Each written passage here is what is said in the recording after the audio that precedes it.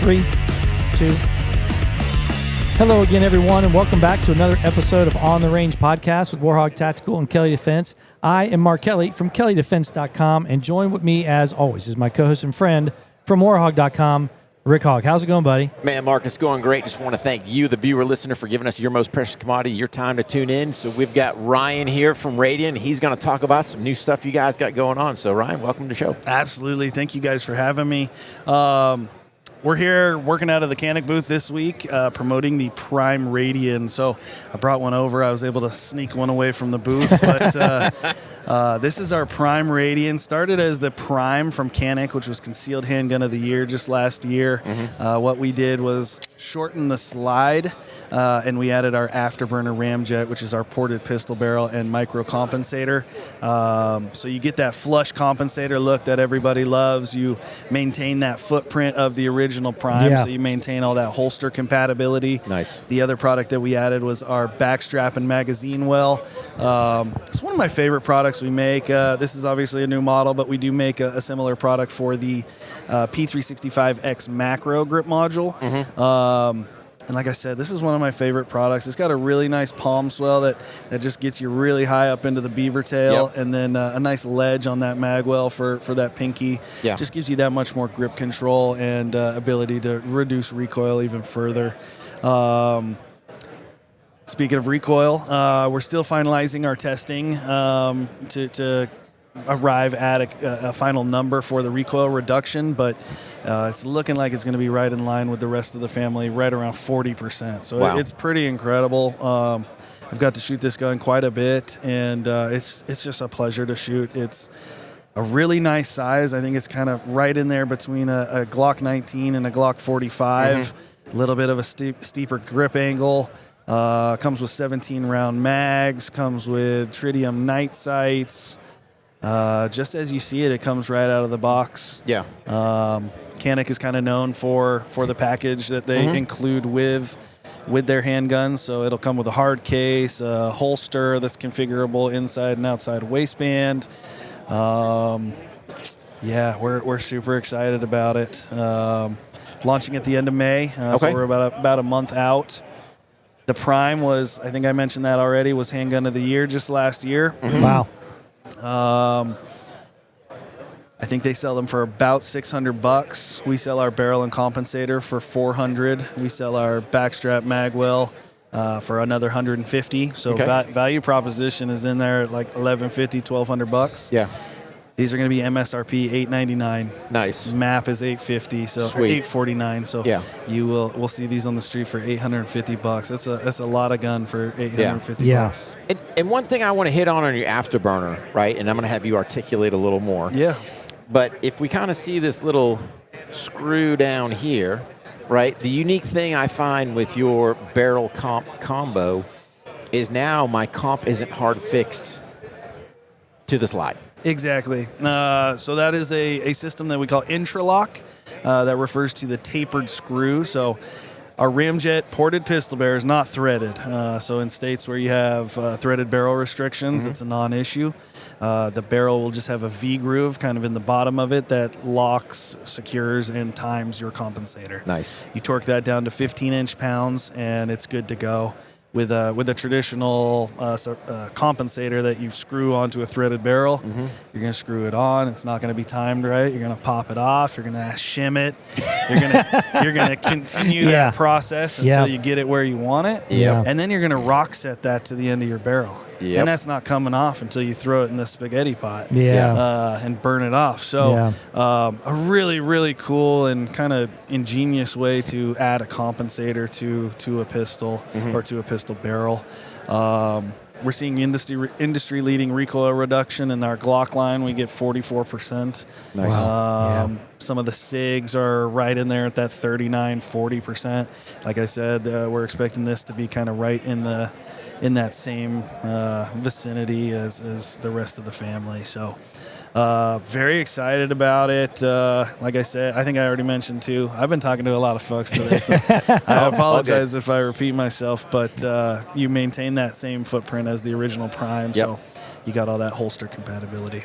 And are you guys doing with any other manufacturers right now, or is that something coming out in the future, working with anybody else? So this is our first ever like full pistol collaboration. Canik has been a terrific partner just from the beginning. They shared the vision in just what was possible, what we could do together, and then, like I mentioned, kind of adhering to our very high and very strict quality control standards. So they've been game to play with us, and they were just ready to move. This project really did come together really pretty quickly. I think within a year, less than a year. So from conception to design to prototypes, and here we are. So nice. Get back to your question. We got a lot of pokers in the fire. We've been talking to a lot of different companies. We get approached very often to do projects like this with other folks, but I don't know how much I can say. But we've talked a little bit with Springfield, the Echelon, the Hellcat. We would love to do one for the PDP from Walther. Who else? We get a lot of requests for the M&P from Smith & Wesson, the 2.0 line. I mean, kind of you name it.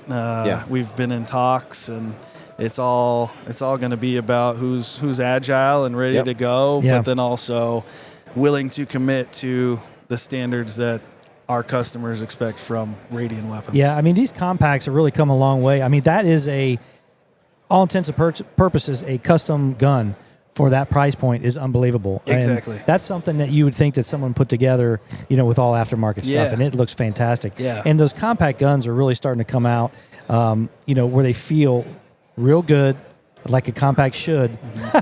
I'm a poet and didn't know it, but at the same time, you still have the 17-round magazine and all that stuff. It's amazing. It's incredible. It really is. I mean, that's, like I said, right in between that G19. The G19 grip, for me, I don't have big mitts, but it's beefy. It's beefy. I agree. But then the 45 and the 17 frames are a little bit large for me.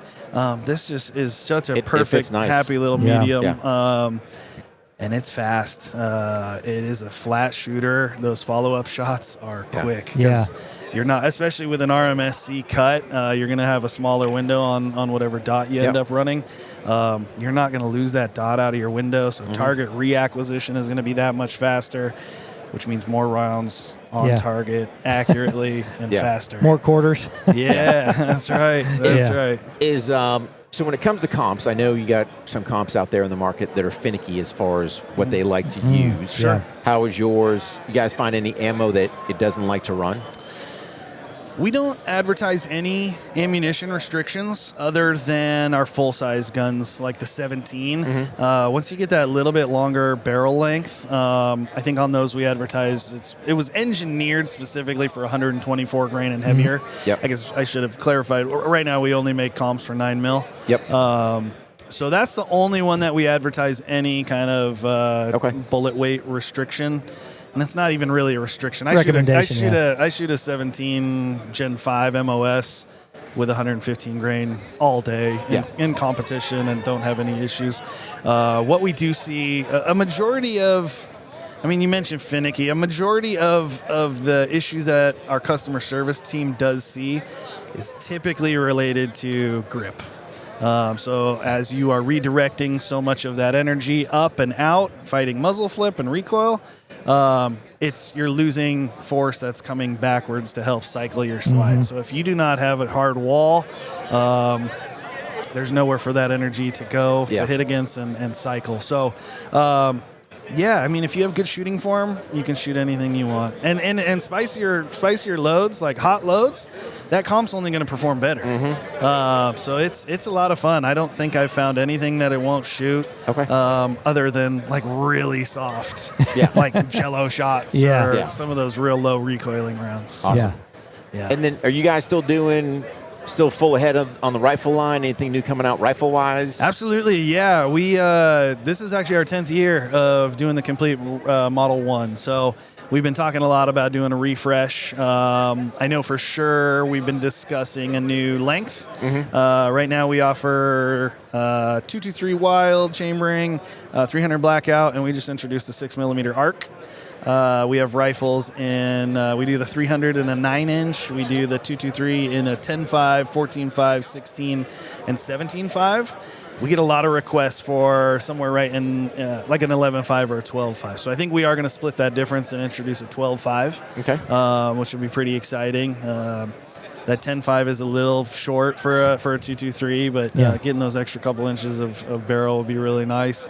So we're talking about that. And then, we are talking about kind of a refresh. Like I said, it's the 10th year of the rifle, and it hasn't changed much. There have been small updates to furniture and things like that. We did just introduce a brand new trigger, collaboration with Trigger Tech.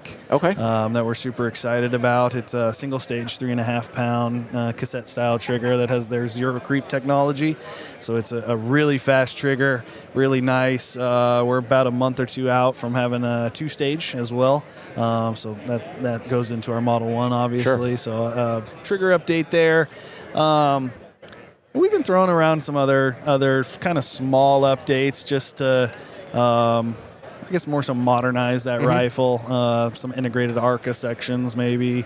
Some more M-lock slots or other faces on the handguard that can have some M-lock slots. It's still kind of a work in progress, but we do have a kind of a planned refresh in the works. Awesome. Yeah.